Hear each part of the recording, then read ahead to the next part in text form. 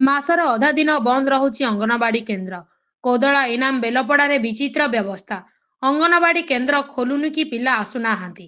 ଯିଏ ଆସୁଛନ୍ତି ତାଙ୍କୁ ଅଣ୍ଡା ଛତୁଆ ମିଳୁନି। ଦିଦି କିମ୍ବା ତାଙ୍କ ସହାୟିକା ସହଯୋଗ କରୁନଥିବାରୁ କୋମଳମତି ଶିଶୁଙ୍କ ନିକଟରେ ଖାଦ୍ୟ ପହଞ୍ଚି ପାରୁନି। କୋଦଳା ଏନ୍ଏସି ଅନ୍ତର୍ଗତ ଇନାମ ବେଲପଡାଠାରେ ଥିବା ଆମ ଅଙ୍ଗନବାଡି କେନ୍ଦ୍ରରୁ ଆସିଛି ସାଂଘାତିକ ଅଭିଯୋଗ। ଗୁରୁବାର ମଧ୍ୟାହ୍ନରେ ଅଙ୍ଗନବାଡି କେନ୍ଦ୍ର ପରିଦର୍ଶନ କରିବା ସମୟରେ ଏଭଳି ବିକଳ ଦୃଶ୍ୟ ନଜରରେ ପଡିଥିଲା। ବିଲକୁଲ ତାଲା ଖୋଲା ହୋଇନି। ଅଙ୍ଗନବାଡି ଦିଦି ରଶ୍ମିତା ତ୍ରିପାଠୀଙ୍କୁ ଏ ନେଇ ଫୋନ୍ ଯୋଗେ ପଚାରିବାରୁ ତାଙ୍କ ଘରେ ଶ୍ରାଦ୍ଧ ଥିବାରୁ ସେ ଆସିନଥିବା କହିଥିଲେ। ତେବେ ଏଠାକାର ଲୋକମାନଙ୍କ କହିବା କଥା, ମାସରେ 15 ଦିନରୁ ଅଧିକ ଦିନ ବନ୍ଦ ରହୁଛି ଅଙ୍ଗନବାଡି କେନ୍ଦ୍ର।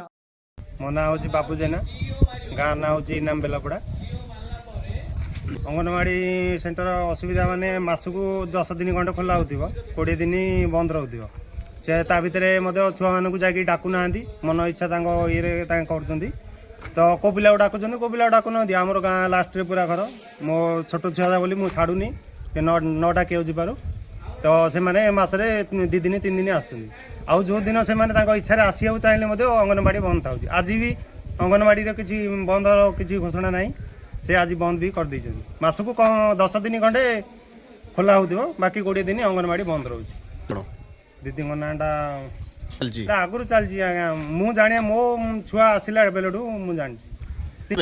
ଅଭିଯୋଗ ମୁଁ ବାହାରି କାହାକୁ କରିନି, ତାଙ୍କୁ ହିଁ କମ୍ପ୍ଲେନ୍ ଦେଉଛି। ଦେଲା ପରେ ସେ ମୋତେ ଓଲଟା କଥା କହୁଛନ୍ତି, ଆଉ ସେଥିଲାଗି ମୁଁ ଆଉ କିଛି କହିପାରୁନି। ସେଠି ବି ଆସନ୍ତୁ, ଯାଞ୍ଚ କରାଯାଉ। ଜିନିଷ ବି ଯାହା ମିଳିବା ଦରକାର ସେ ସବୁ ଜିନିଷ ମିଳୁନି।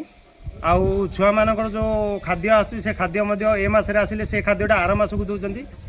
ଏମିତି ସବୁ ପ୍ରୋବ୍ଲେମ୍ ଅଛି। ଆଉ ମାସକୁ 10 ଦିନ 12 ଦିନ ଖଣ୍ଡେ ଖୋଲୁଛି, ତାପରେ 18ରୁ 20 ଦିନ ଅଙ୍ଗନବାଡ଼ି ବନ୍ଦ ରହୁଛି। ଏ କିପରି ବ୍ୟବସ୍ଥା? ସମନ୍ୱିତ ଶିଶୁ ବିକାଶ ବିଭାଗର ଅଧିକାରିଣୀ ଏ ବାବଦରେ ଜାଣିଛନ୍ତି କି ନାହିଁ? ନିୟମିତ ଭାବେ ସୁପରଭାଇଜର ପରିଦର୍ଶନ କରୁଛନ୍ତି କି ନାହିଁ? କାହା ସାହସରେ କେନ୍ଦ୍ରକୁ ବନ୍ଦ କରି ଦେଉଛନ୍ତି ଦିଦି? ଏସବୁ ପ୍ରଶ୍ନ ଏବେ ଉକି ମାରୁଛି। ଘରୋଇ ବିଦ୍ୟାଳୟ, ଫ୍ରି ସ୍କୁଲରେ ନାମ ଲେଖାଇଥିବା ଶିଶୁଙ୍କ ପାଠପଢ଼ା ପ୍ରତିଦିନ ହେଉଥିବା ବେଳେ ସରକାରୀ ଫ୍ରି ସ୍କୁଲ ଅଙ୍ଗନବାଡି ପିଲାମାନଙ୍କ ପାଠପଢ଼ାରେ ଡୋରି ବାନ୍ଧି ହୋଇଗଲାଣି। ସ୍ଥିତି ଏପରି ହେଲାଣି ଯେ ପିଲା ଅଙ୍ଗନବାଡି ବାଟ ଭୁଲିଗଲେଣି। ତେବେ ଏ ସଂସାରରେ ବେଗୁନିଆପଡା ସିଡିପିଓ ନୀଳିମା ଟପ୍ପଙ୍କୁ ପଚାରିବାରୁ ତଦନ୍ତ କରିବେ ବୋଲି କହିଛନ୍ତି। ସେପଟେ ସରକାରଙ୍କ ଯୋଜନା ପିଲାମାନଙ୍କ ପାଖରେ ପହଞ୍ଚି ପାରୁନଥିବାରୁ କ୍ଷୋଭ ପ୍ରକାଶ କରୁଛନ୍ତି ସ୍ଥାନୀୟ ଲୋକ। नाम हूँ पद्मचरण पोलाई, इनाम बेलपड़ा। ମୁଁ ତ ବି ଶୁଣୁଛି କେତେ ଦିନ ବନ୍ଦ ହେଉଛି, କିନ୍ତୁ ଆଜି ବି ମୁଁ କାମରେ ଆସିଥିଲି, ଆଜି ବନ୍ଦ ଥିଲା। କିନ୍ତୁ ଲୋକମାନେ କହୁଛନ୍ତି ଯେ ବନ୍ଦ ହେଉଛି ବୋଲି। ମୁଁ ତ ୟା ପୂର୍ବରୁ ଜାଣିନଥିଲି କିଛି, କିନ୍ତୁ ମୁଁ ଜାଣିବା ପରେ ଯାହା ହେଉଛି କିଛି ଠିକ୍ ହେଉନି। ଏ ବିଷୟରେ ବୁଝିକି ମୁଁ ଅଲରେଡ଼ି ଯାଇଥିଲି ସିଡିପିଓଙ୍କ ପାଖକୁ, ସିଡିପିଓଙ୍କୁ କମ୍ପ୍ଲେନ୍ କରି ଆସିଥିଲି। ଜିନିଷ ଠିକ୍ରେ ମିଳୁନି, ଆମ ସବୁ ଦୁନିଆ ଜିନିଷ। 1 2ରେ ଆଉ ଗୋଟେ ଆମର ଯାଞ୍ଚ କମିଟି ଅଛନ୍ତି।